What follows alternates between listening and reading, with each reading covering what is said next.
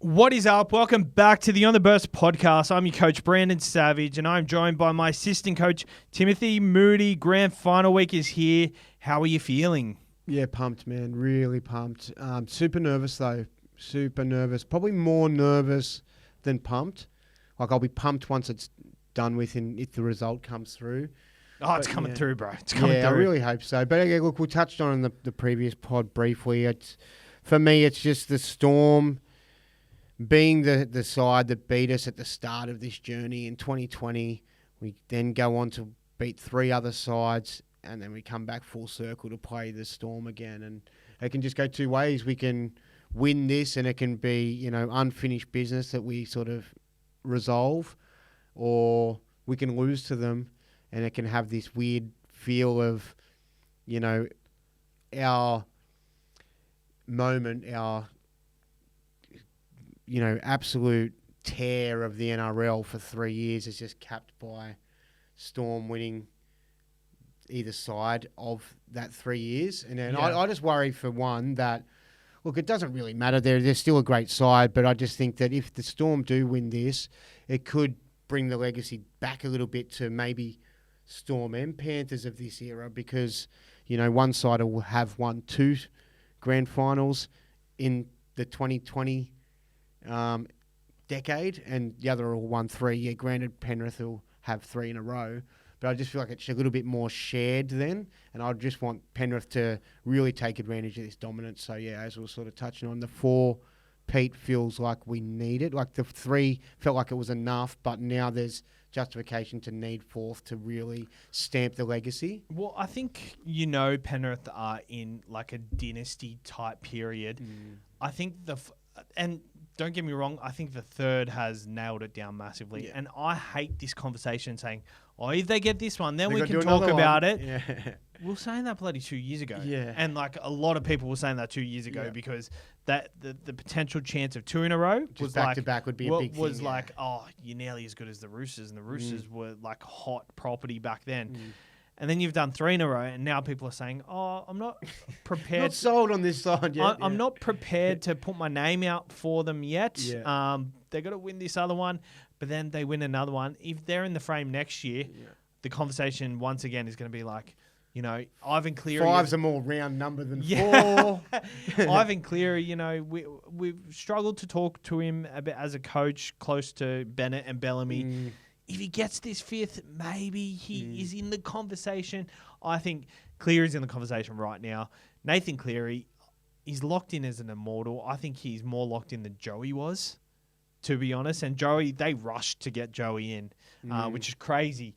But I think he's once in a life generation player. Player of the week last week, Jerome Hughes versus Nathan Cleary.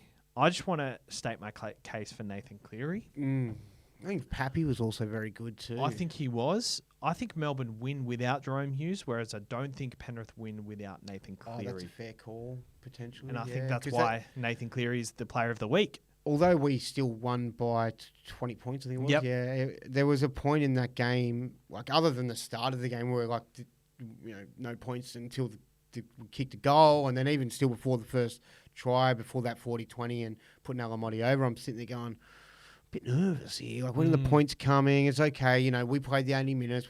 We'll end up just tiring them out, all these sort of things. But, yeah, then there was that point in the game where I think we were 6 to 8 points behind. They sort of made a little bit of a comeback before we sort of finally went on with it. Yep. And, yeah, I mean, he had some really, really key moments, some big, big moments, a lot of them. And, yeah, I think you made a valid point. They probably could have won that game without Hughes. They won 30 pretty comfortably. That game did come back and was quite tight at one point as well, though, wasn't it? Well, that was because of the Simbin, Nelson. But that was at the start, and maybe that accumulated. But the Storm got out a little bit to a lead, and then the Roosters sort of came back before the Storm sort of went Storm on with took it it away in the end. I guess just back to the Penrith game, we'll review that just very quickly. The obstruction call.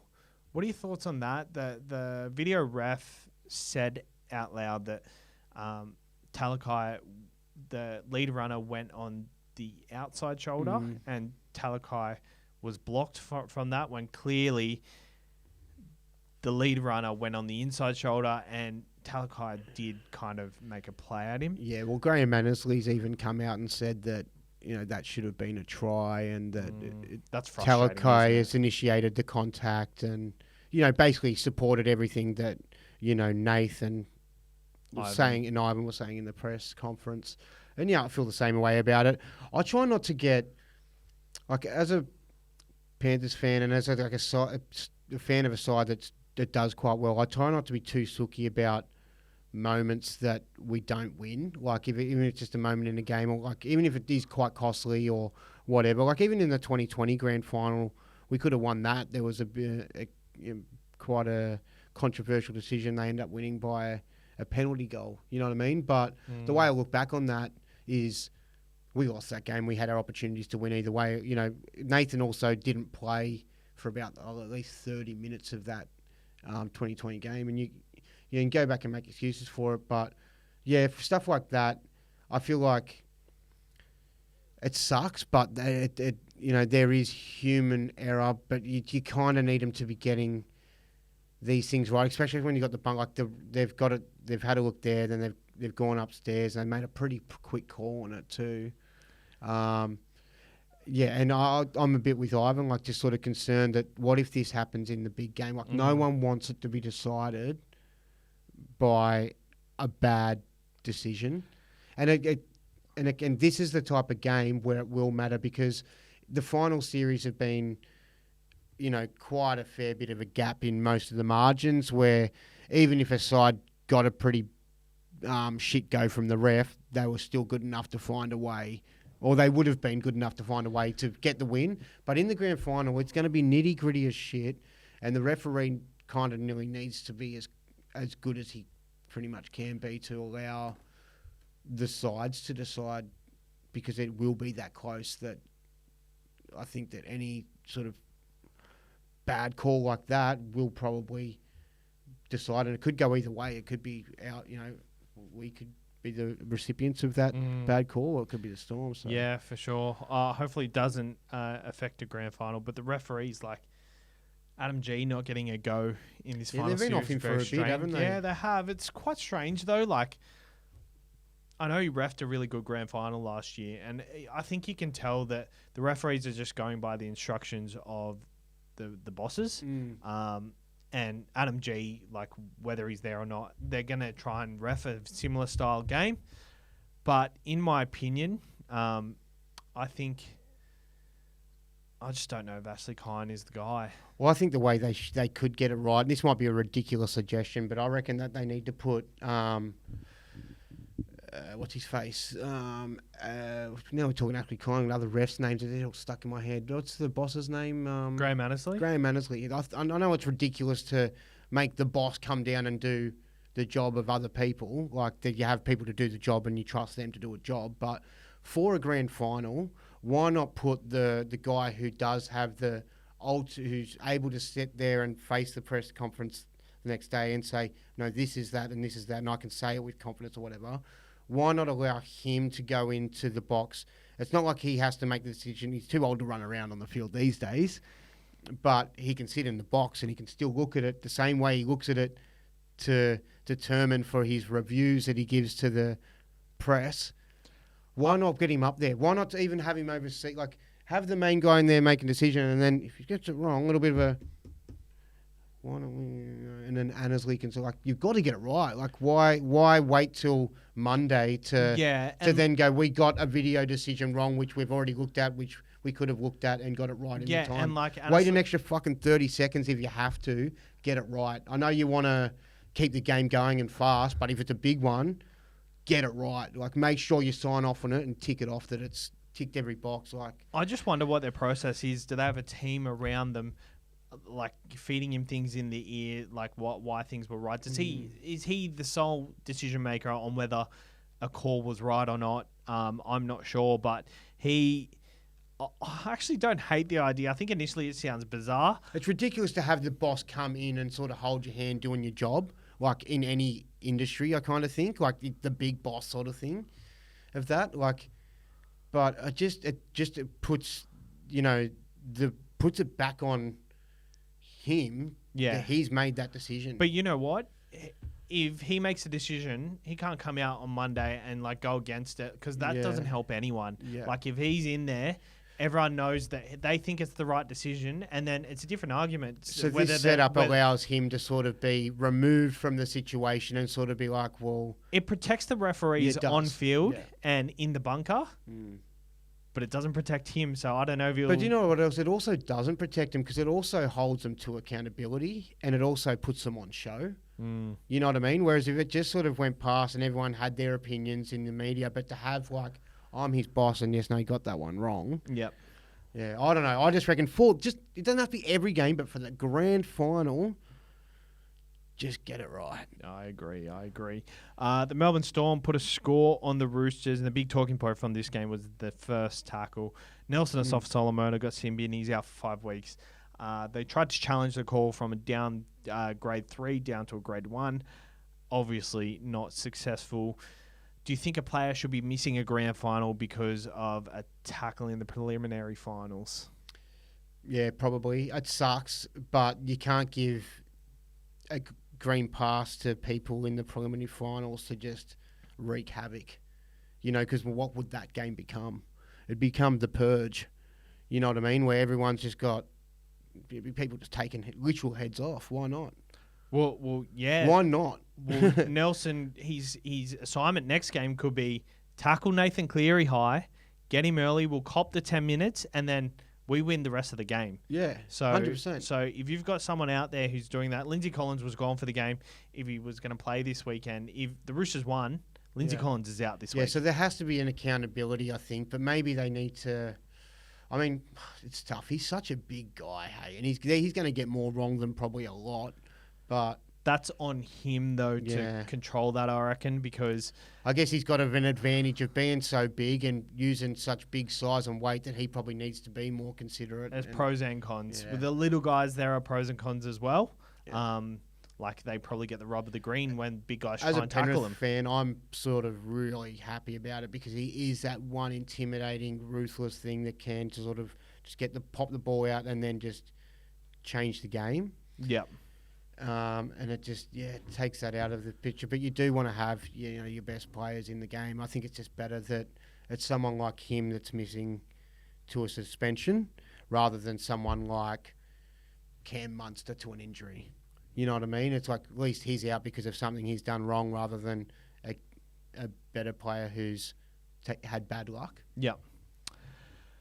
Agree. What is your tip for the match? The Melbourne Storm host the Penrith Panthers. The Penrith Panthers are the away side, so we'll be wearing pink, which it looks like. I'm not sure how I feel about this. I feel like it's a bit like that's not our main colour. I feel like I don't know. The team's probably okay with it in the clubs. If the team and the club's okay with it, that's all. And the players are comfortable, and that's fine. Like I'm not against the pink jersey.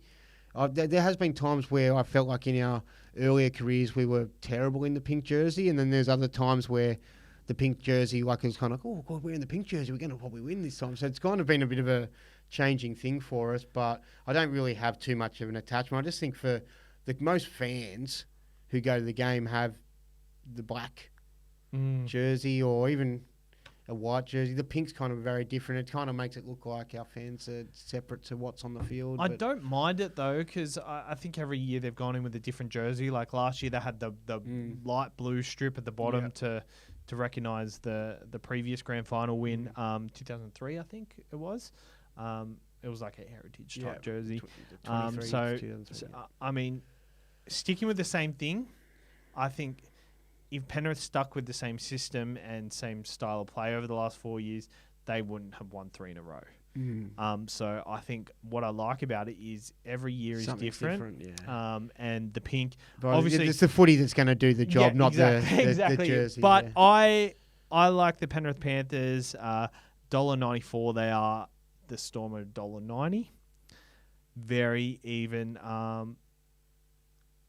But yeah, I'm very excited for this week. Yeah, it's a tough one, man. Like, I really think we've met our match. Last year, the Broncos were on fire, and they were really they felt like like what we sort of Penrith a couple of years ago, just a bit young, when we were a bit younger and really emerging, and it felt like a tough battle last year, and it felt very equal at the time. However, coming up now against Melbourne, they've just got so much more like class. There's a lot of talent in Brisbane, that Brisbane side last year, but there's just the class across Melbourne, the way they go about just doing things on and off the park, like just the way they lead into pre-season, the way they, just the professionalism of them. They're a professional squad, and they've got a wonderful experience over the finals in the last decade compared to sides like Brisbane, South and Para, who we've had to face. Like, they feel like they're the real battle. So, I obviously would like to predict that we'll win, but I think it'll be close. I think a field goal will be exciting. I always get into these big games and want it to be a field goal, but it never ends up being a field goal. I like the way it ended last year. Like, it was a try that got it over.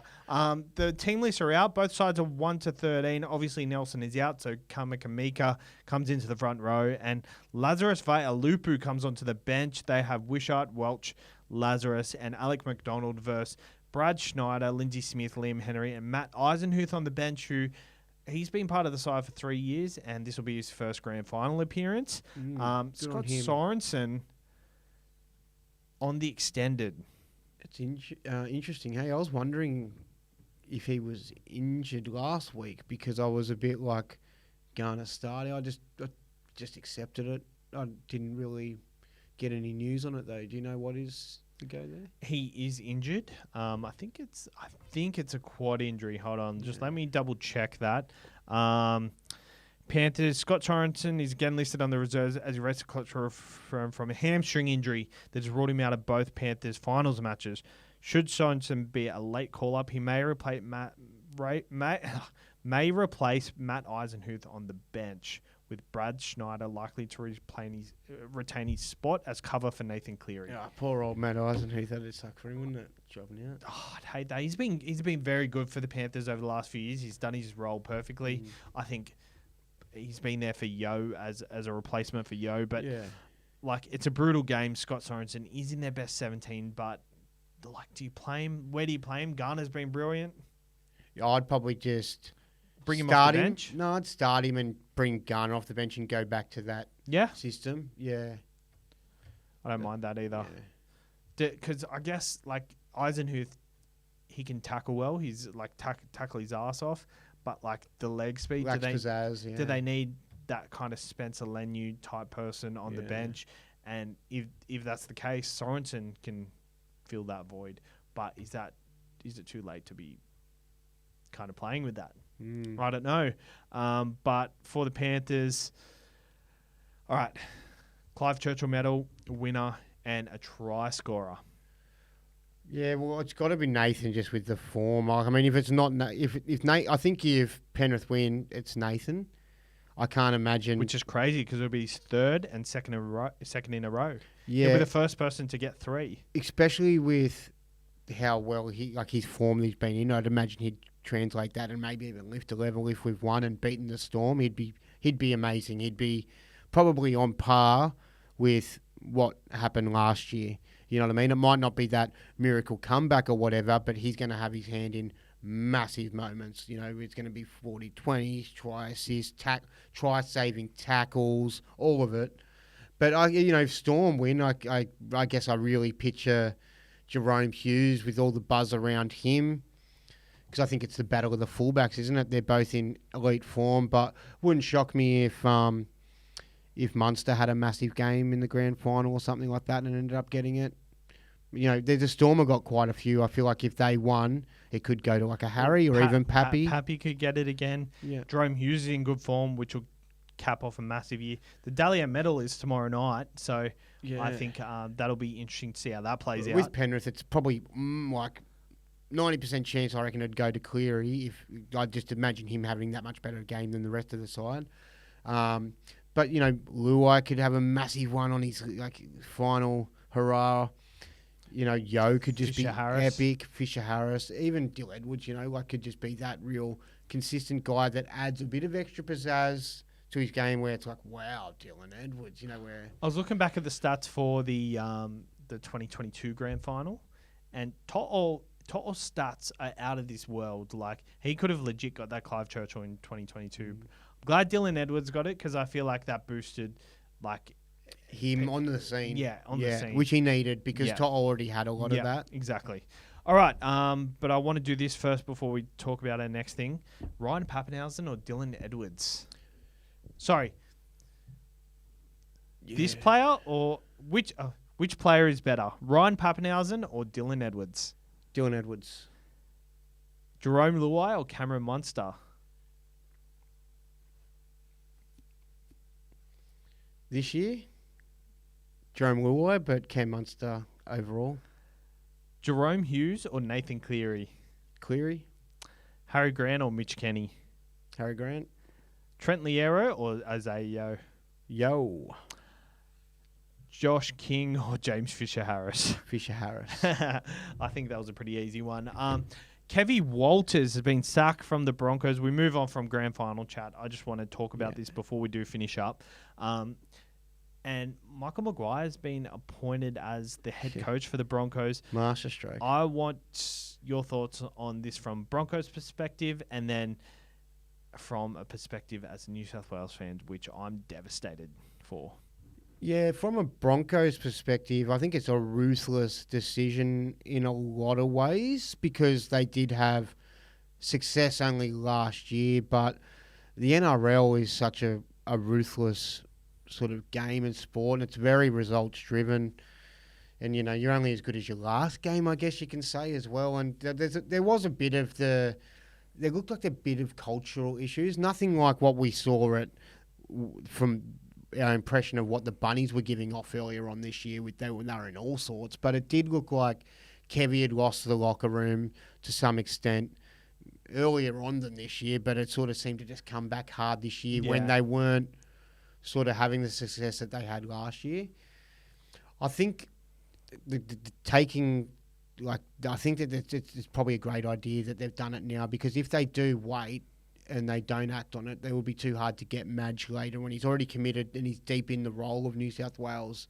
Because if they gave him 12 weeks, that's about the time that Origin starts up, Yeah. So that's not going to... So I think they've just identified this is the best bloke that's on the market that we could get, and we need to do it now, because otherwise we could be in strife next year. We sack Kevy and we just go to interim coach Barrett, who runs us out for the end of the year, and then don't fire a shot. Yeah, and we just need to do it now. Let's do it now. And sometimes ripping the Band-Aid off is the way to go. Like, I feel tough for Kevy because he seems like such a really lovely bloke.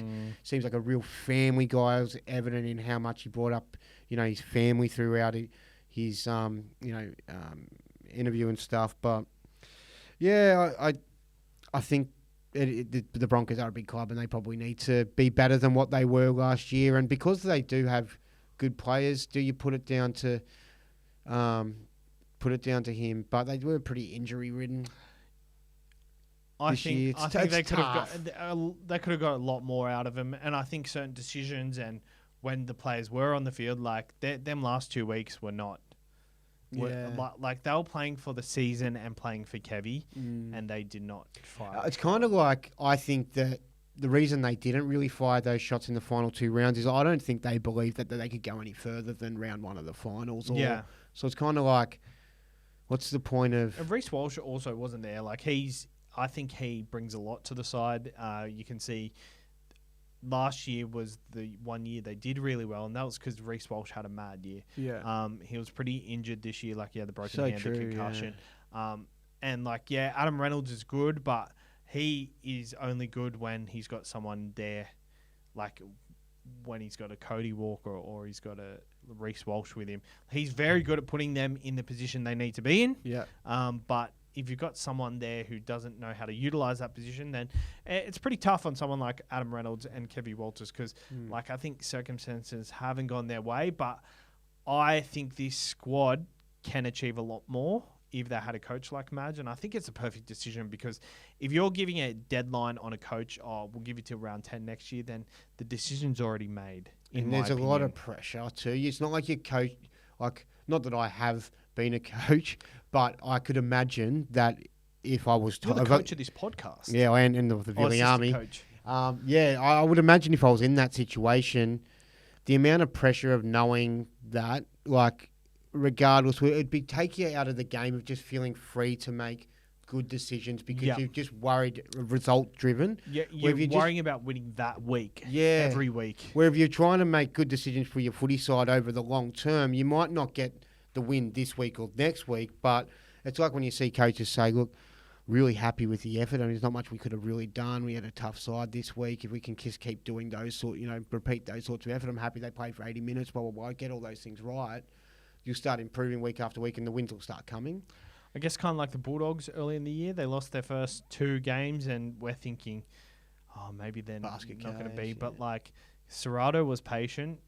He just played the long game, and they overachieved with their squad, and their whole squad, like... Yeah, built slowly until they were absolutely, like... And they just, they played out of their skin, very similar to the Warriors the year before. Yeah. But in my opinion, I think comparison. The Broncos are a team who have the roster to win a comp. And I think that's the difference. And I think also Robbo's, like, although he's done well in making the prelims, I don't think that's well. Like, no. The tough thing that for him, like, because I kind of think, well, he's got a better squad than that Brisbane side. Like, on paper, those names are elite. For sure. And it just hasn't happened for him over the last few years. I think Robinson has shit the bed. Like, if it wasn't for Cooper Cronk... He had less injuries this year, so the only thing that I think he did better compared to this year than last year is had less injuries. Yeah. I don't think their result on the ladder is necessarily that they've improved that much more. Yeah. Teddy had a good year, but I don't think they actually grew. And some individuals had good... Yeah. Angus and stuff like that, had good years. Yeah. But, as a side, it's tough, though, because when you be real hard on the Roosters... especially like at this season, to expect them to do better than what they did means that they need to be in the grand final, right? And that means that they need to beat either Penrith and maybe they do feel like the third-ranked side.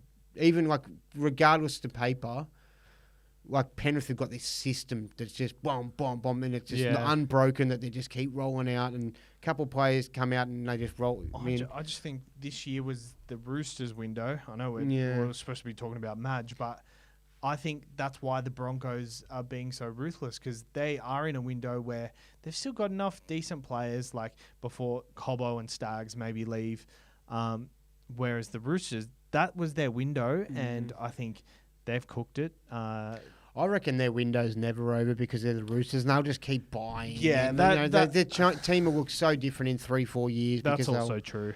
Like, they'll probably sign Tony Staggs in the off-season or something like that. Yeah. Cool. Draft? We do have a draft to do. So we have a Supercoach draft for our Supercoach show, but we're doing it on this show, obviously. We have to pick a fullback, a centre wing, 5'8", halfback, front row, second row, and a hooker. And I am the draft. What am I? The draft finals goat. The DFG. The DFG. Self-proclaimed. Do you want me to get Siri to flip a coin so you can call? Yeah. Siri. Hey, Siri. Can you flip a coin? Tails. Heads. Interesting. Well, that's all right. I still hope I can win. I wanted to whitewash her. I'll tell you what. Watching the final series with this in play has been fun. Yeah. Like, I've enjoyed because it gives you a little bit of extra, but it kind of also doesn't really matter. Yeah, it doesn't matter, but it's also like, I was like, when Jerome Hughes scored 3 last week, I was like, yes. Yeah. Anyway, my first pick. You can have him. Yep, Nathan Cleary, of course. You can have him, and I hope he goes fantastic for you, and I hope you win. I hope you captain him, and I hope he scores that big that you shit all over me. Yep, I'll go to I've prepared for this, so. Well, you only have one other option. Oh, you could choose Luai at halfback. Well, I'm not going to pick a half. I'm going to skip to my second pick option. Yeah, okay. Where's my fantasy draft? Okay, so for me, I will take Isaiah Yo. Ooh. All right. I will take. I will take Jerome Luai at 5'8". Interesting. He was originally my third pick, but I decided there was a bigger gap between Harry Grant and Mitch Kenny, so I'm going to go Harry Grant. I'm going to go Dylan Edwards at fullback. Fucking, where's my emoji? All the forest came up. I was in the wrong spot. You know, in the random forest section of the emojis. I'm like, get me out of there. I don't spend any time in the forest. Harry Grant. Okay, so you've got a 5'8". Yeah, I got Jerome Luai. And you've got a fullback. Yep. Yeah, so I'm going to skip over them. Oh, I feel like you're going to have me now. I'll take Brian To'o. All right. I'll take James Fisher-Harris. He was my next pick. You've kind of, like, whereas last week you were sort of just not picking ones I wanted, and I was just getting what I wanted anyway. So, all right, cool. Which means I have picked everything's locked in now, and it's just second picks, isn't it? Okay, so yeah, I'll go Jerome Hughes. Yep. I'll go Mitch Kenny. Kenny. I need a 5'8", and you've got Luai, don't you? So I've got Cam Munster. And I will go Paul Alamotti. Nice. I need a second rower. Yeah. You go. Fullback, I'm going Pappy. Surprise, surprise. But I'm pretty happy with it. I feel like he could have a blinder. I was tossing up between him but I thought consistency of what Dylan will probably get a safer 70, 80. Yeah. I'm going Liam Martin as my second rower. So my side... I was close to picking him too. My side, Dylan Edwards at fullback, Paul Alamotti in the centre wing, Jerome Luai and Nathan Cleary in the halves. I've gone Liam Martin at second row, James Fisher-Harris at front row, and Mitch Kenny at hooker. Okay, so... Do you notice a theme here? Are they all Panthers? Oh, nice. Nice. I thought about doing that too, but I wanted to spread my investment. So I've got Jerome Hughes at halfback. At second row, I've got Isaiah Yo. At hooker, I have Harry Grant. At 5'8", I've got Cam Munster. At fullback, I've got Ryan Pappenhausen. You've got the Melbourne spine. It's not too shabby because that's the best part of it. Yeah, that's... and you've got Isaiah Yo and Brian To'o. Yeah, and Brian To'o, that's my next thing I was about to say, is my centre winger. And for my prop, which I've yet to proclaim, will be Josh King. Oh, I actually feel dirty that most of your players are Melbourne. I feel so dirty. Well, my first picks, so all my first picks were Nathan Cleary, Yo, so that's 2-0 Panthers. Harry Grant, that's 1. Luai, 3-1. Dylan Edwards, 4-1. Brian To'o, 5-1. Fisher-Harris, 6-1. So the only player that I actually didn't have as my first pick was Harry Grant.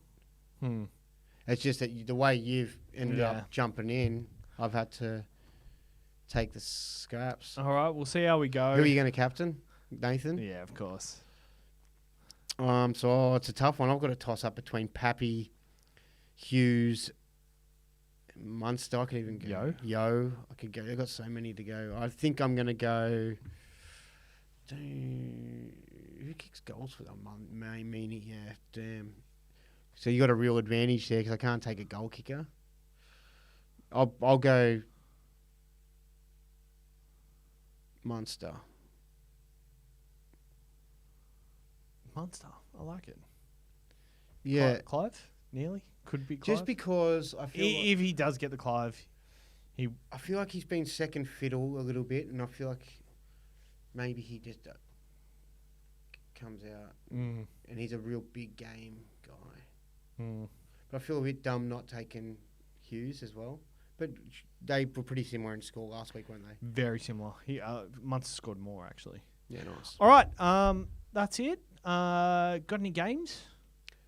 Yeah, I can do one that we did like 3 weeks ago that never went I've actually record. got one game for you though.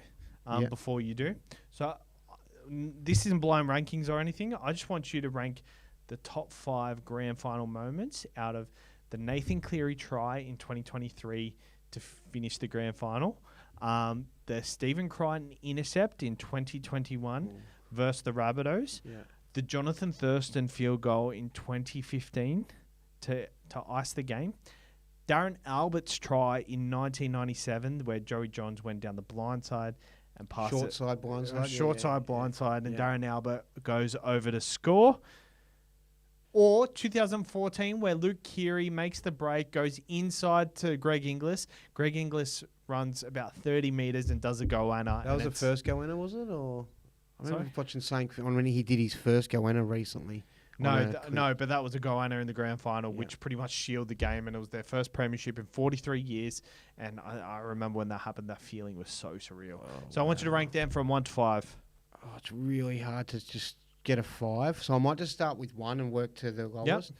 So I'm going to go Nathan Cleary's last year just because it's the three-peat. Yep. And it was like a comeback from being so far behind and it seemed so impossible. My Panther in me wants to go the intercept, but I think I could probably put that lower. Let's go. I do like. There's a lot of nostalgia around that Joey Johns one, the blindside raid. 2 has to be the JT field goal, right? Not for me. Like, I mean, he already missed the goal. He could have kicked the goal, and like, you know what I mean. Yeah, he had that moment, but that moment would have just needed to kick the goal. You know what I mean? I agree. So, and I remember I was at work at that time. I remember exactly where I was and watching in that moment, which is rare for me to remember where I was in a spot at a time. The only other time I have that is when Princess Diana died and I was like 6. I was at Panthers Macca's. Yeah. But yeah, shout out to Diana and the family. 3? What's 2? The Joey one? Yeah, I'll probably put that there. I'm struggling to remember the other ones you've mentioned. So we've got the Stephen Crichton. I've got the Greg Inglis. Greg Inglis try, Darren Albert try, and Joey try. Yeah, Joey I've put it second. Darren Albert's the Joey one, isn't it? Yeah. Yeah, so that's second. So Darren Albert second. Yeah. Then the 3, I'll stick Stephen Crichton's intercept. At 3. Yeah. Then I'll go. What was the other? So we've got the field goal. The field goal and Greg Inglis try. Greg Inglis try before field goal. Yeah. Okay, can you say that all again in order? But so Yeah, I'll try. So number 2, Darren Albert. So number 1, Nathan. Oh, you already got that bit, right? Oh no, just say it again. Okay, so Nathan won the one from last year in the grand final, just purely because of how far behind we were. It coming back. I already got that. You already got that, yeah. Don't explain it. Just Okay, say it. yeah. So number 2 was the Joey Johns, Darren Albert blindside raid. Number 3 was The intercept. the Stephen Crichton intercept. Number 4 was the Greg Inglis try to goanna. And finally, I've just gone with the field goal, which you're really in love with that moment. That it was a big moment, but I don't know. I remember it. It feels like a big moment, but I think it's because it's a field goal. It's just, and that's what that field goal that I'm looking for in these big games. It feels 1 point. It feels so, but it's just a field goal. Yeah. You know what I mean? It's an individual moment of brilliance, which is great, but these guys ice them at 9 times out of 10 from training. I hate that. I'm not trying to shit on them, mate. No, I'm just fair. I've got to put one of them at 5th. Yeah. All right, your turn. Oh, it was a while ago. Oh, here we go. Got it. Okay, so I got to change the order for one of these. Okay, so who wins in a biff? Coaches edition. Kevy Walters or Madge Maguire? Madge pumps him, but I feel like Kevy could be fired up after the... Kevy could be like a Maltese Terrier, just absolutely going hard. Took my life. Yeah. Okay, so you've gone with Kevy? No, Madge. Madge? All right, yeah, Madge. Madge or Wayne Bennett? Madge. Madge or Des Hasler? Madge. Madge or Craig Bellamy? Now, this would be a vicious verbal, I reckon, between these two, like before the lead up to the punches. Ooh, Madge. Madge? Madge or Trent Robinson? Madge. Madge would pump him. Yeah. Madge or Ricky Stewart? Ricky Stewart. Ricky He's Stewart got had that him. dog in him. Yeah, he does.